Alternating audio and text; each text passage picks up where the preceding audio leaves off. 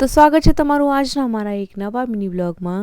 તો આજે તમે લોકો વિચારી રહ્યા છો કે મારા ઘરની આવી હાલત કેમ છે।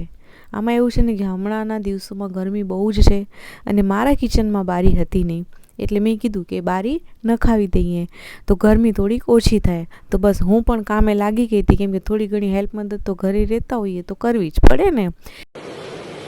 अच्छा ठीक है। એટલે થોડાક મજૂરીના પૈસા પણ બચી જાય જો મજૂરી કરીએ ને થોડી ઘણી, તો 200-500 રૂપિયા તો ક્યાંક શોપિંગ કરી શકીએ।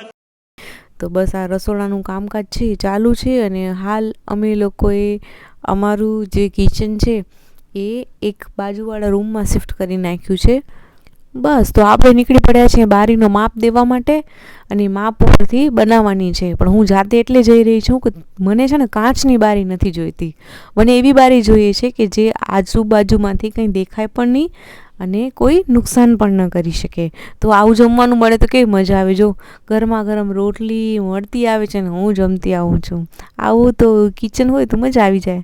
તો બસ મારા રસોડાની બારી લાગી ગઈ છે, હવે મને ગરમી નહીં થાય, મમ્મીને પણ ગરમી નહીં થાય, કેટલી મસ્ત લાગી રહી છે। હવે બાજુમાં પાછો પડોશીઓ જોડે વાતો પણ થશે ને, સરસ મજાની વાતો ચાલુ થઈ ગઈ છે, મેળાવા બારીમાંથી જ થઈ જશે હવે।